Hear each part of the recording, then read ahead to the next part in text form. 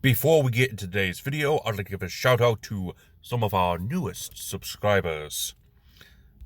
Nate Sivert, Logan Florence, and Geek O'Clock. Thank you all for subscribing, and welcome to the family. And now on with today's video.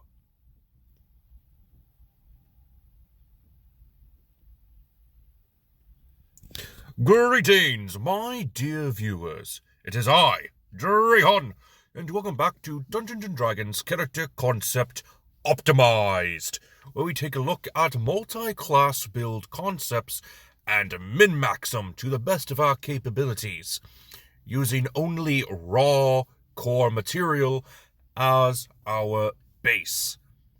No second party, no third party, and no unearthed arcana will be used in any of these builds, which is a shame since a lot of good stuff is in that unearthed arcana.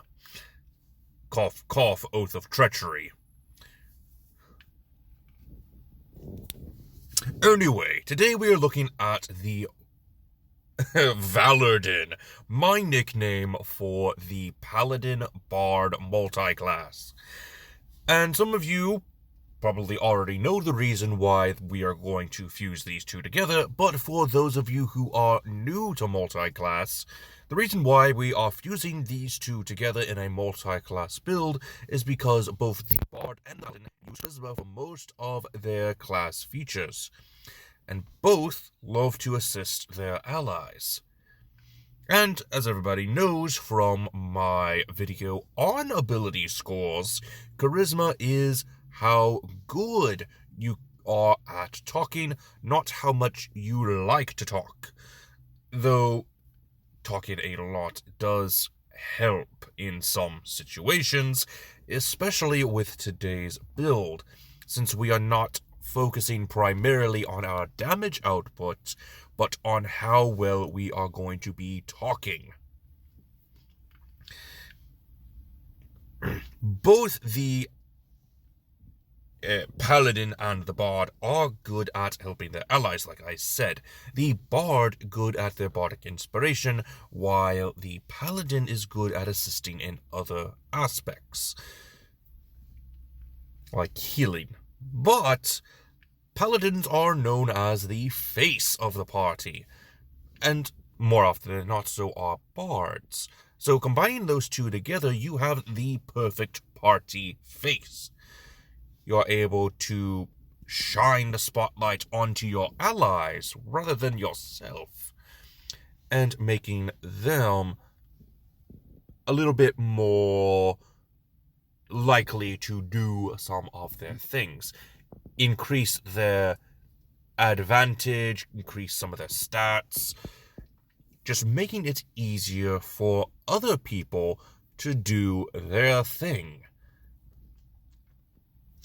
Not to mention that you also get easier access to your smiting capabilities because you gain access to your higher leveled spell slots faster with a Bard as your multi-class, rather than just being a pure Paladin. And like I said, this build is going to be focused on your ability to talk. How good you are at smooth talking any non-allied creatures. Because why fight when you could just talk your foes' ears off with meaningless chatter? I'm going to hate this build. Let's go ahead and get on into it. So, we need to talk about our goals for the build. We need to know our race, our background, what levels that we have in each class, the Paladin's fighting style, their sacred oath, and their spells, which unfortunately I was not able to get to in today's video as I ran out of time. But that shouldn't matter too much. I'm sure you in the comments section will have lovely spell lists for each of these Bard builds. That's right, we do have multiples, and I will get into that later, near the end of the video. For our bard, we also need to look at their levels, their bardic college, and of course their spells, which I forgot to do. We also need to look at possible feats that we can get, because feats are everything as well. But our main goals for the build are being a good, smooth talker. While we might not be able to ask for the crown, we can still try to convince the orc chief to not decimate a nearby village. Inspire the masses and douse their fears. Make sure that no one in your party is frightened, and make sure they can attack as well as you can, if you had focused on combat rather than your voice. Protect your allies. Make sure they have enough hit points to get through this battle. Perhaps give them some temporary hit points as a little force field. But most importantly, your ability to kill a creature is only saved as a last resort. You're not going to be fighting as much, which is a shame. Though I will have a build specifically for a combat-focused Valordin. But the main focus of today's video is a non-combatant. So let's go ahead and get things started with our race. And we, of course, are going to have to talk about the Vedalken. I did have a poll over on the community page on the different races that we're going to be talking about. And Vedalken was actually one of the least chosen. We'll talk about the most chosen here in a bit, but Vedalken is definitely not a popular pick, which I incentivize with because I just hate the fact that I had to pick the Vedalken. But Vedalken, unfortunately, is a race that we need to pick, as the Vedalken Dispassion does give us advantage on all intelligence, wisdom, and charisma saving throws, not just for spells cast on us, but for any saving throw involving those three skills. But we also get Tireless Precision, which is perfect for this build, as our skill that we choose, as well as a tool of our choice, gets a bonus whenever we use that particular ability check. A 1d4 gets added to that check's total, which is pretty nice. We also get partial, which is not that important. We also get 3 languages: Common, Vedalken, and one of our choice. Our next option here is the Kobold, surprisingly, but there's a reason for that, and that is its Draconic Cry, which gives your allies advantage on their attacks, and giving your foes disadvantage. I think. I haven't read it recently, so I can't quite remember what it was. But I think your allies get advantage, while any non-allies will get disadvantage. Maybe it's just disadvantage for your enemies. I can't remember. All I know is that it's within 10 feet of you, which isn't a lot, but it's still pretty good. You also get your Kobold Legacy, and we're picking Defiance, which gives you advantage on saving throws for being frightened. And there's one more, and this one is the most popular pick in my poll, and that is the Satyr. And I do definitely recommend it over the other options we probably could be picking, even though Vedalken is the best one to pick. Satyr is a fae, so spells such as Hold Person, Charm Person, and Dominate Person, where it specifically targets a humanoid, will not work on the Satyr. They have a speed of 35 feet and a ram attack, which is 1d6 plus your strength modifier in bludgeoning damage. You also have magic resistance, which gives you advantage on ability checks on saving throws for spells. So that's good. Less likely to be affected by any other type of spell. Not as good as the Vedalken's Dispassion, mind you, but it's still pretty good. You also have Mirthful Leaps, which increases your jump distance a little bit. Not as useful.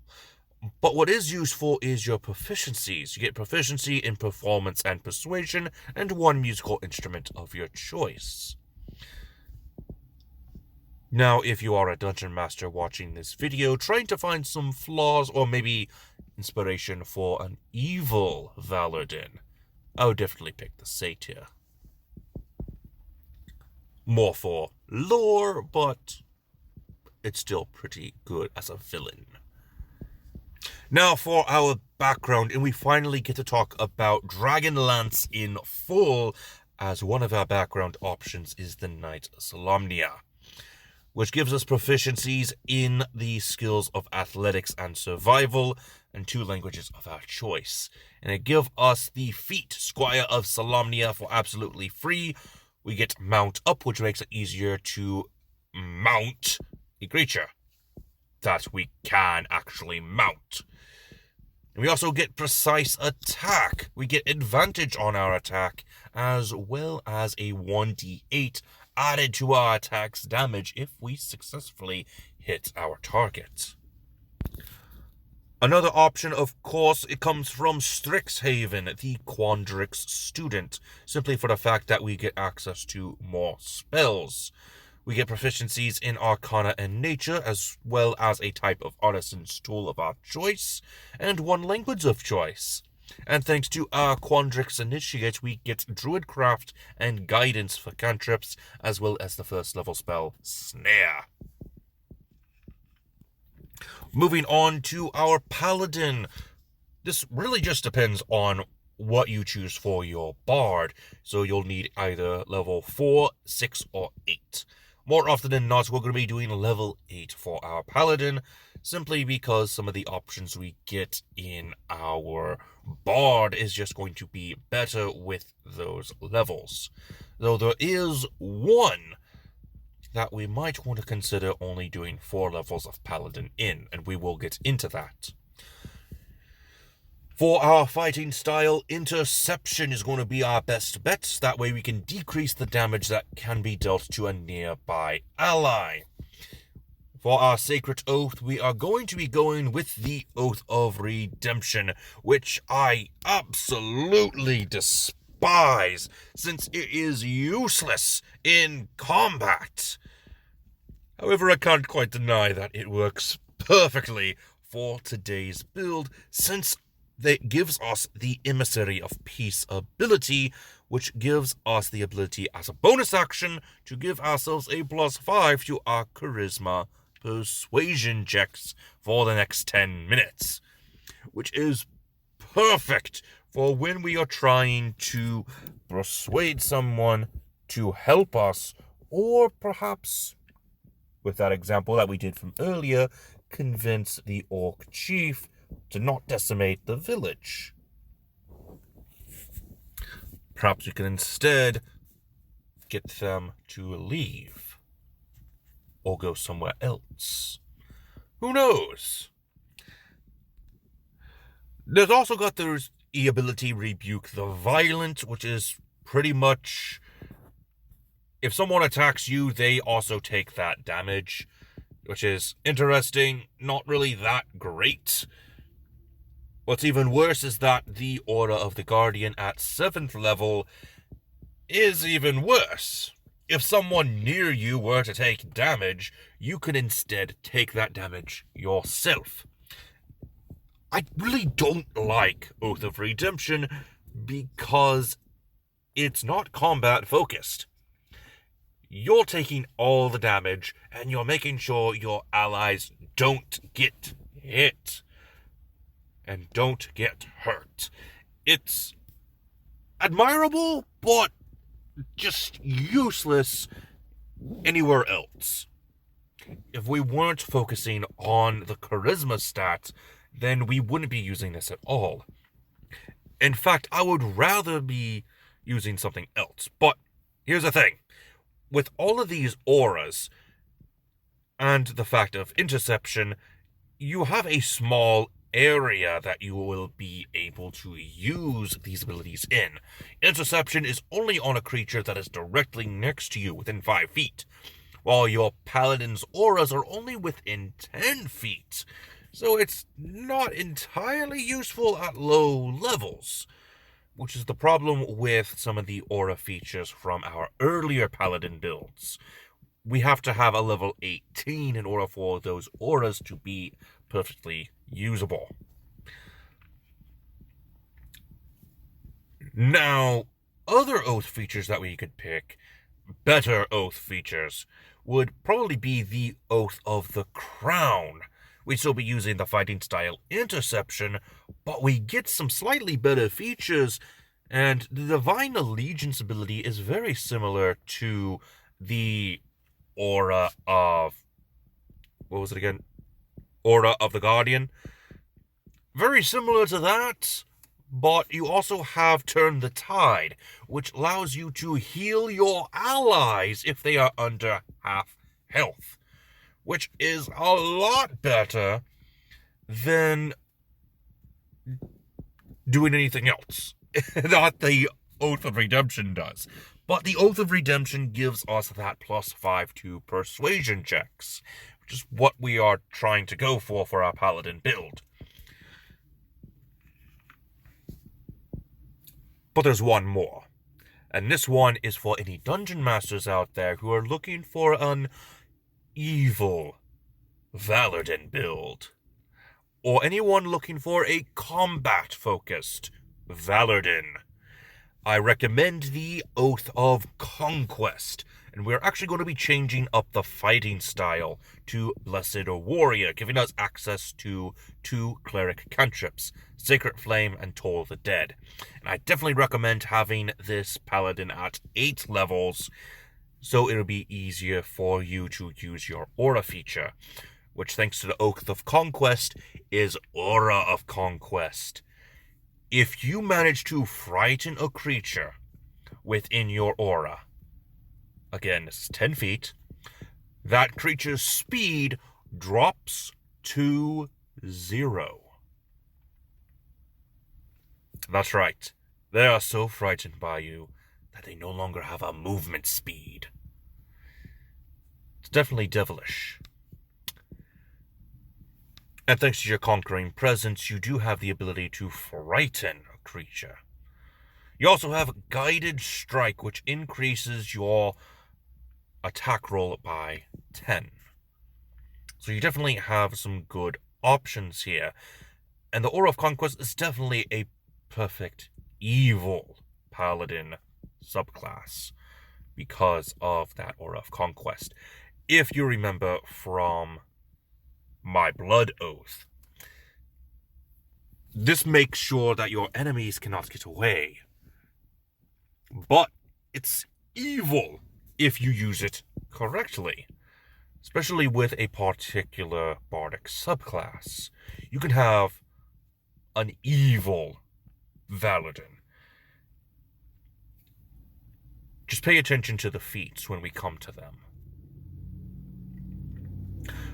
Starting off next is the Bard. We're going to go for 16 levels in the Bardic College of Swords.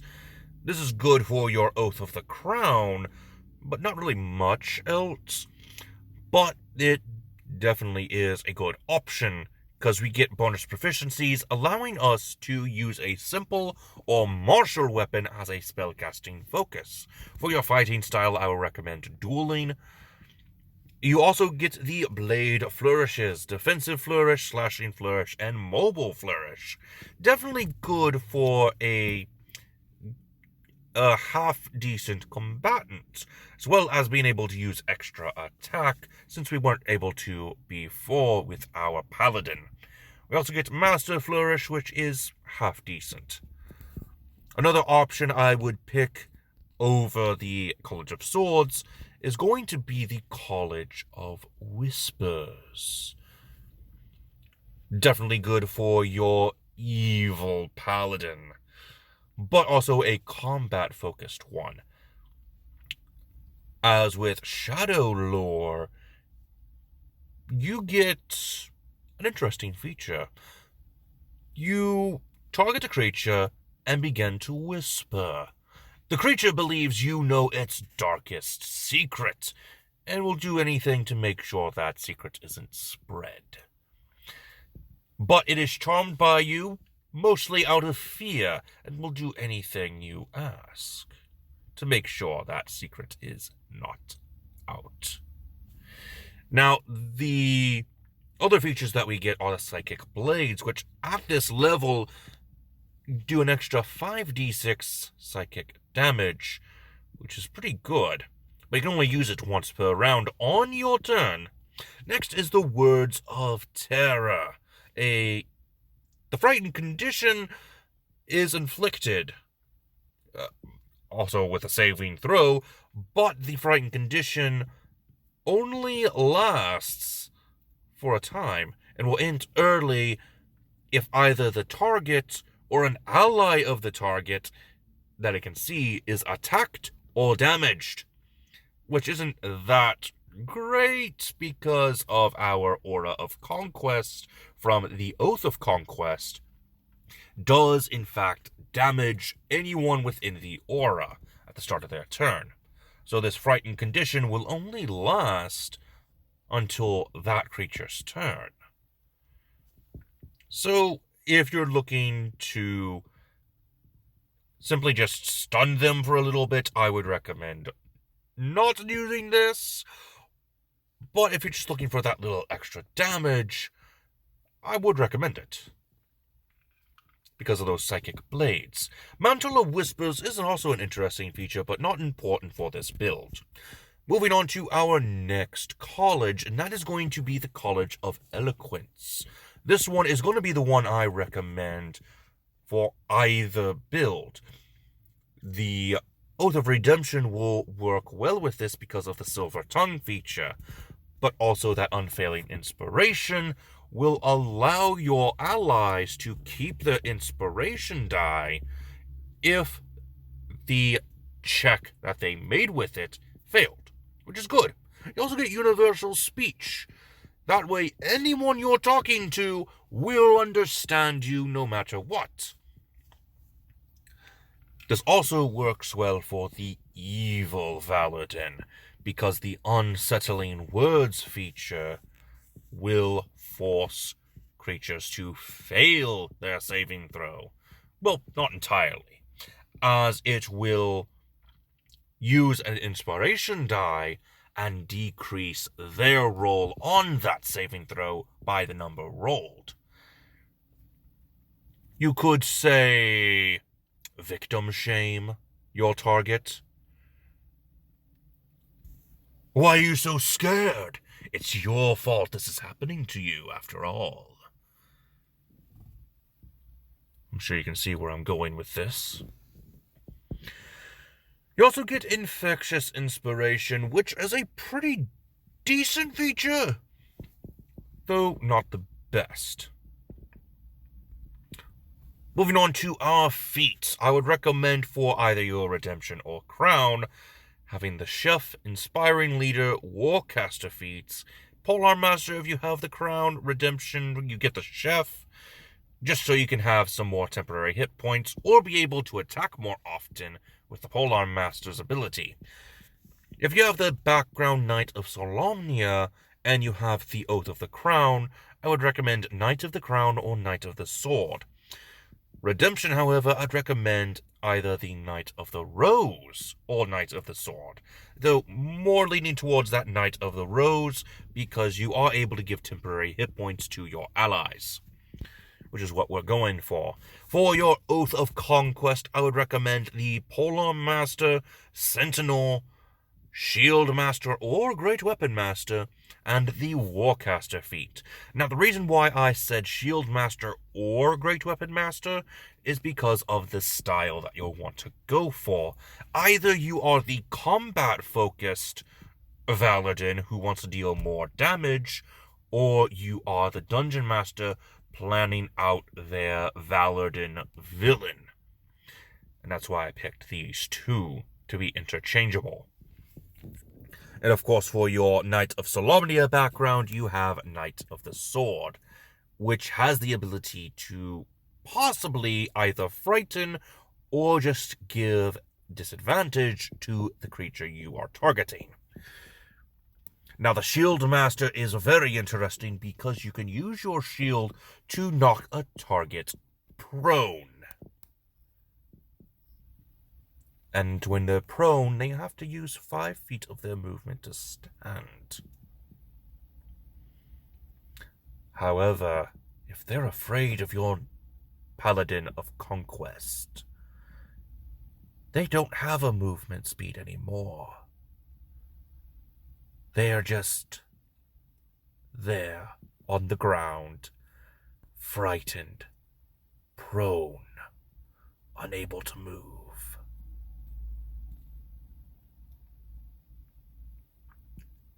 And they can do nothing about it.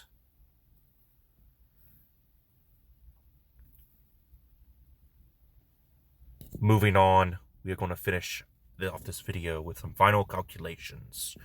For our Oath of Redemption, we have the Peacemaker build. This uses the race of Valordin, the background Knight of Solamnia, the feats of Chef, Inspiring Leader, Warcaster, and Knight of the Rose. Like I said, we have the Oath of Inspiration with the Interception fighting style. Your channel divinity is Emissary of Peace and Rebuke the Violent. Your oath spells are Sanctuary, Sleep, Calm Emotions, and Hold Person. You also have that Aura of the Guardian to make sure that your allies don't take as much damage. Your Bardic College is the College of Eloquence. You have your Silver Tongue, Unsettling Words, Unfailing Inspiration, and Universal Speech. For the evil Valordin, we have the Conqueror. You have your race being Satyr, the background Knight of Solamnia, feats being Polearm Master, Sentinel, Shield Master, Warcaster, and Knight of the Sword. You have 8 levels of Paladin with the Oath of Conquest. You have your Conquering Presence and Guided Strike to make sure you can, in fact, knock down your target.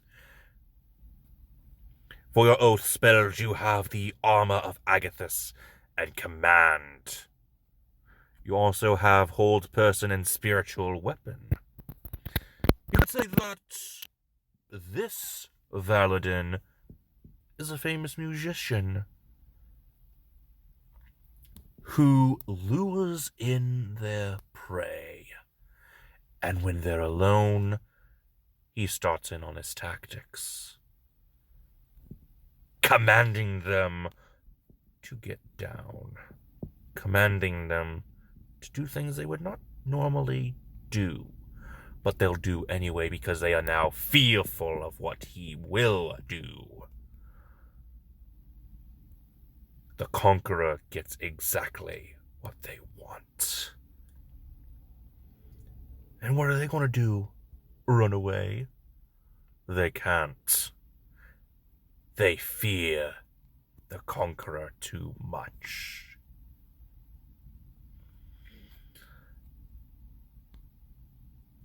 Like they would run anyway. It's their fault they're in this situation. What were they thinking? Coming here, wearing that. Definitely an evil Valordin for sure. And hopefully the good aligned Valordin can take them down.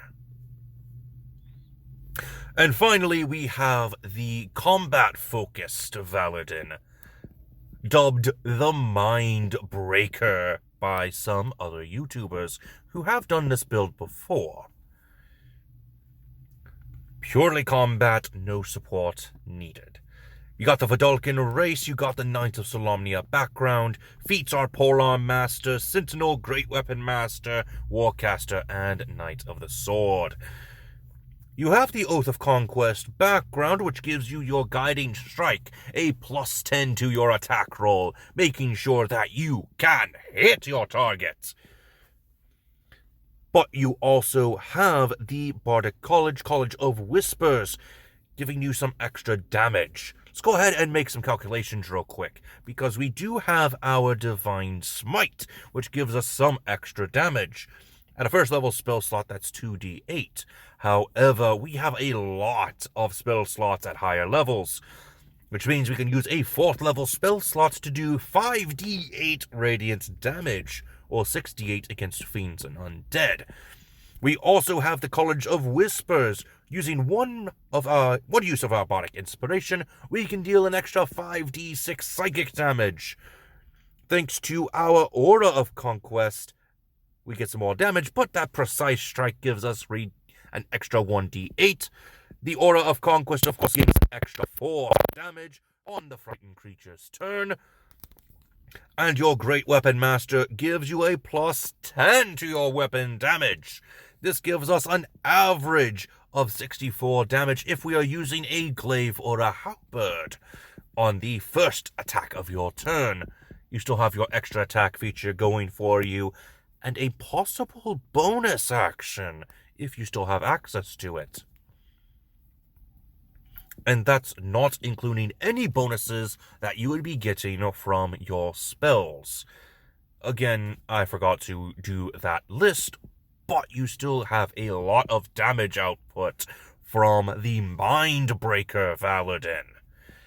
But since that wasn't the main focus of this video,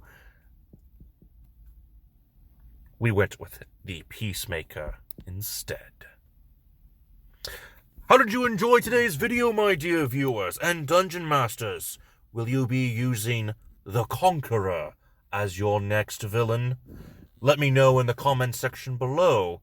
And until next time, this has been Drayhan, and I am offline.